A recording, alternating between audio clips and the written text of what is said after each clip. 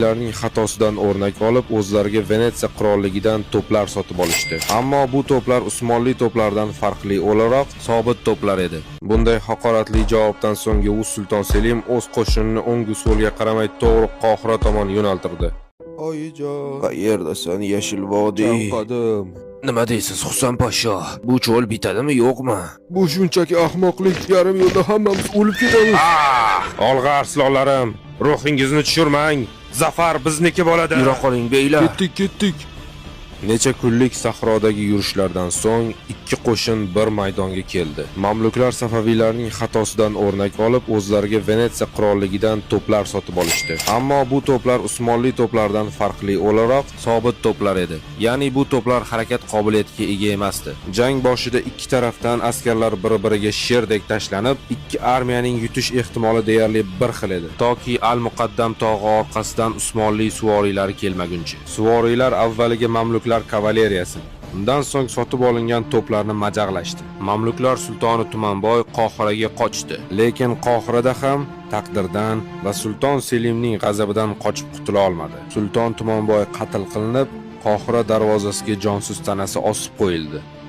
Necha yillik tinimsiz safarlarni charchog'ini chiqarayotgan va Misrdagi g'alabasini nishonlamoqchi bo'lgan Yovuz Sulton Selim mamluklarning butun boyliklarini to'g'ri Istanbulga jo'natdi. Har narsamizni olib ketishyapti. Voy, muqaddas yodgorliklar. Ularni qoldiring, ular bizniki.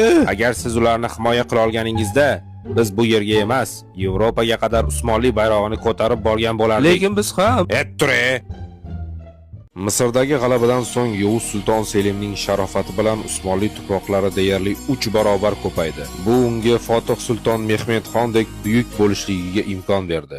U bir jahongir, u Safaviylar ajali, u Misrning fotihi, sultonlar sultoni, hukmdorlar hukmdori, Sulton Selimxon hazratlari. Jonajon qardoshlarim, hammangiz islomning markaziga xush kelibsiz. Usmonlining Yovuzi, Ismoilning dahshati. Endi sizlarga bir odamni tanishtirmoqchiman. Kutib oling. Xalifa, oti nima edi? Mutawakkil. Xalifa, Mutawakkil. Salomlash. Mo'min qardoshlarim, men muqaddas yodgorliklar va xalifalikni haq yo'lida Usmonli sultoni Yovuz Sulton Selimxon hazratlariga taqdim qilaman. Bundan keyin doimiy ravishda islomning liderlari Usmonli imperatorlaridir. Bo'ldi, yetar. Rahmat.